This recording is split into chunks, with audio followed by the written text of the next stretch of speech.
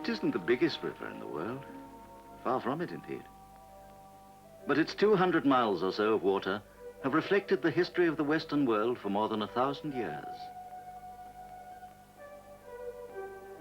The builders of its narrow, humpbacked bridges and the succeeding generations of patient fishermen along its banks inherited their way of life from all over Europe. Romans, Saxons, and Normans crossed its stream and camped along its banks to put down roots and grow within sight of its willows into the fabric of the life of England.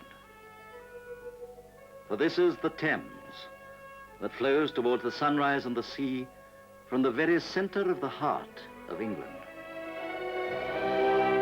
Within 50 miles of its source, the fat, round hills of the Cotswolds open out to the wide meadowland which reaches up to the grey walls of Oxford.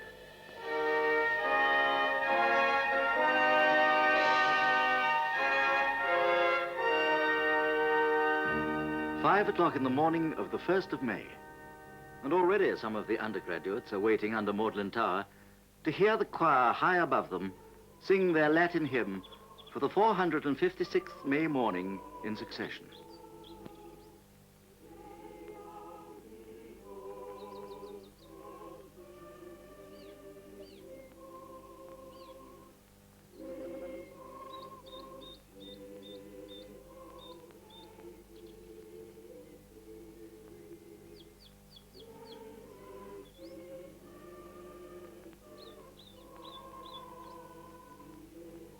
Impressed by the antiquity of Oxford, to be amazed that St. Edmund Hall was founded 700 years ago, or that Edward the Black Prince studied at Queen's, would be to miss the whole point of what it is that makes Oxford one of the most fascinating places in the world. For this is essentially a city of adventure of the mind, in which the development of penicillin went on comfortably side by side with Donish probings into classical antiquity.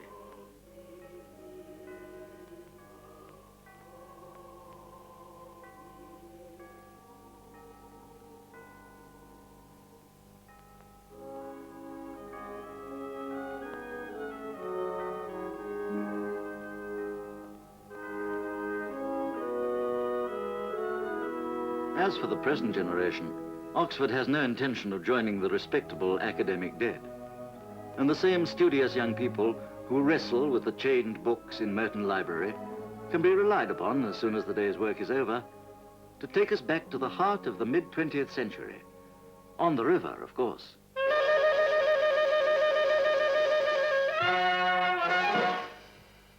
"20 miles downstream from Oxford, the river comes to a little town with a famous name, Henley.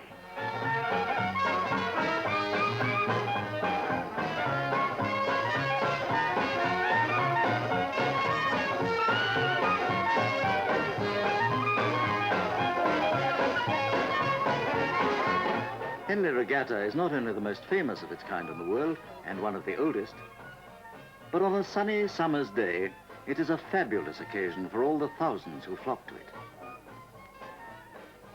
The people who come for the picnic, the people who despise mere picnics.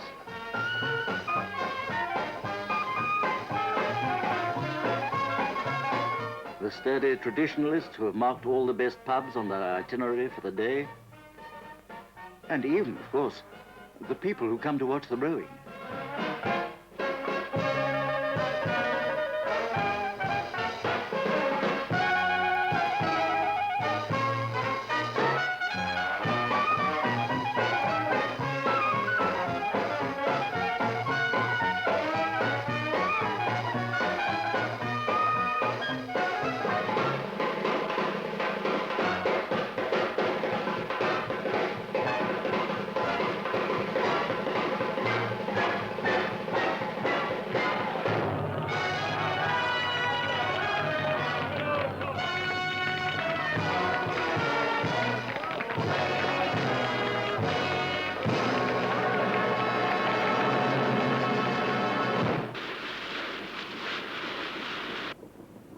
Whether you take your pleasure seriously, like the oarsman, or whether you prefer to leave the work and the worry to others, the Thames has something to offer you from its store of riches. On any summer's day, the man at the wheel is ready to carry you with him down the sunlit highway of the river, past dreaming ranks of willows, into a holiday experience that you will remember for a long, long time to come.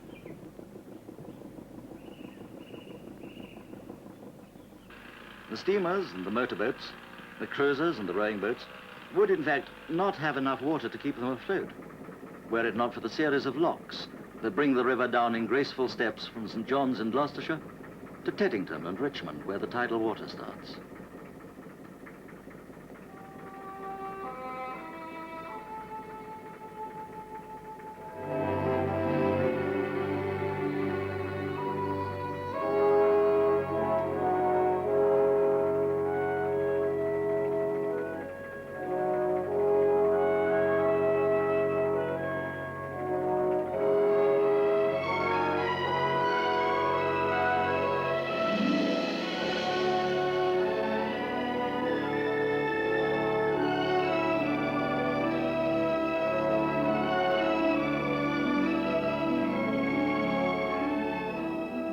A scant 8 miles downstream from Henley, Marlow Church swings into view around a bend in the river, and for a brief moment the surge of broken water is heard again as an arm of the river plunges over Marlow Weir.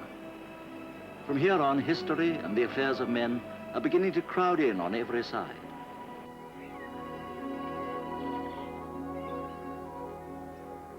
Above the long curve of Cliveden Reach stands the great mass of Cliveden House, towering above its terraced gardens. Cliveden, although it's seen its share of politicians and statesmen, is a private country house. Looks across the river valley to where, with all the realm to choose from, the kings of England have their country home, dominating the river from its hilltop above Windsor.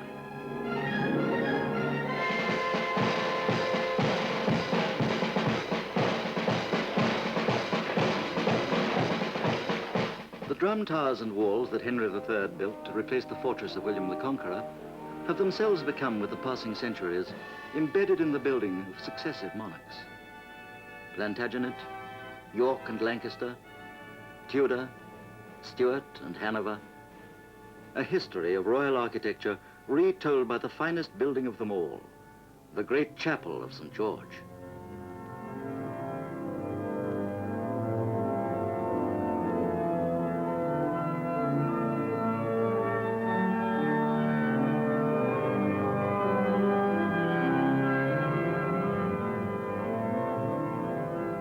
Begun in 1473 by Edward IV, the chapel was altered and embellished in many succeeding reigns. Here hang the historic insignia of the Knights of the Garter, and above the black oak stalls their banners hang.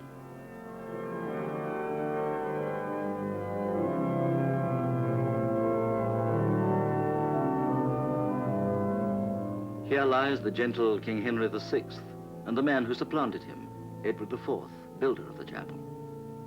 Here were buried Henry VIII and Jane Seymour, and here was brought the body of King Charles I after his execution. Memories of triumph and tragedy long past spun now into the thread of history.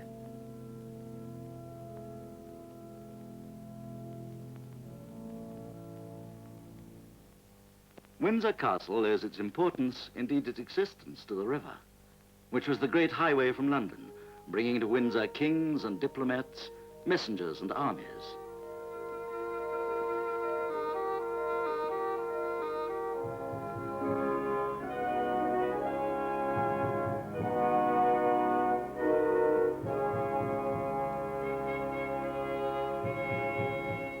Along this stretch of river, on a day in June 1215, traveled King John on one of the most important journeys in history. A journey which was to end upon the fields of Runnymede and set up a milestone in the history of the freedom of mankind.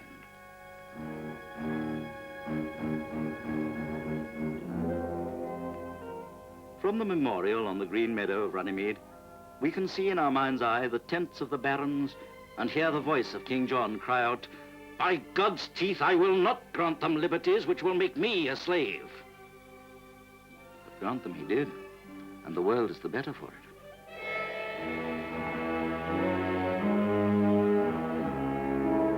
A little below Runnymede, the palace of Hampton Court provides the thoughtful tourist with the reflection that however much Magna Carta may have broken the royal power, by the 16th century, royal favorites were still not too badly off.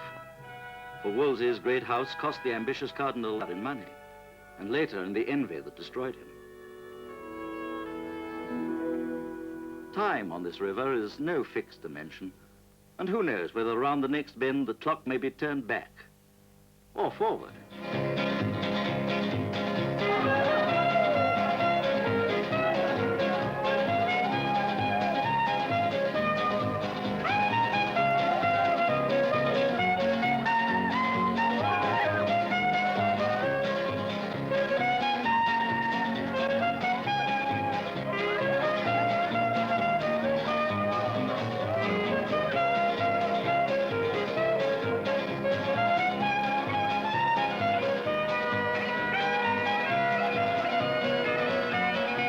Almost unnoticed, London has been slipping quietly past on either bank.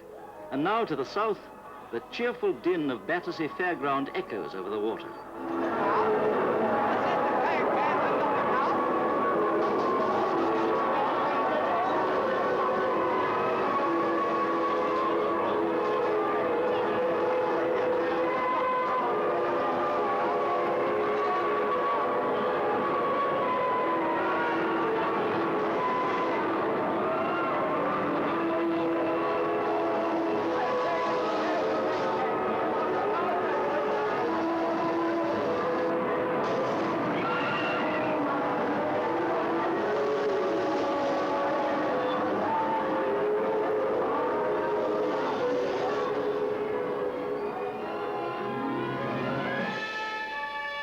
Higher and higher we rise until suddenly we are free of the din below and see spread out before us the great city.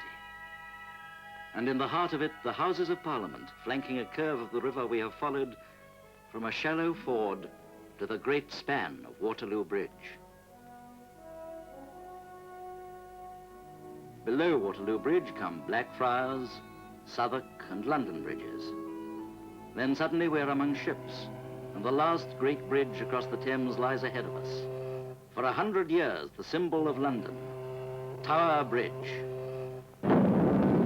Thousands upon thousands of visitors to London have watched the arms of Tower Bridge open, but none of them till now has seen the tremendous iron counterbalances sink into their echoing caves of brick beneath the river.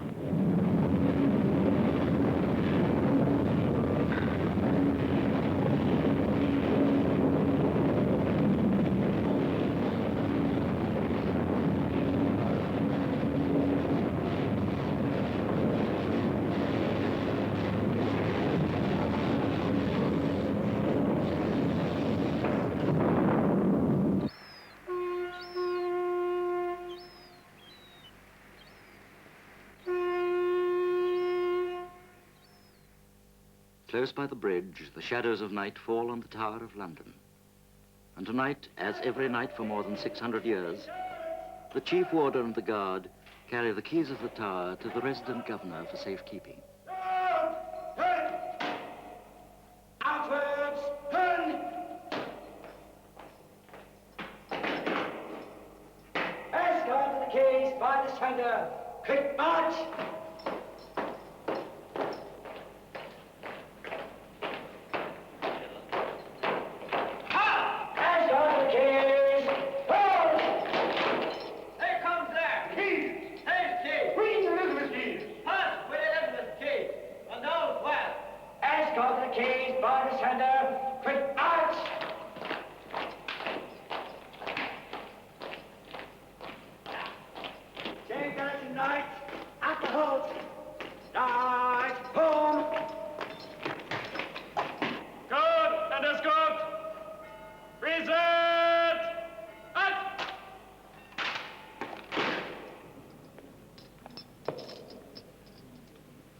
God preserve Queen Elizabeth.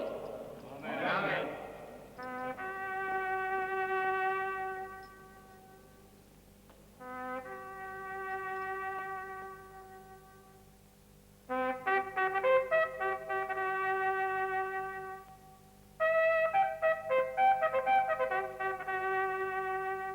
High above, in their narrow chamber in the Wakefield Tower, the crown jewels of England glow in the shaded light. A beam falls on the imperial state crown, and burning in the center of it, the great ruby of Edward the Black Prince.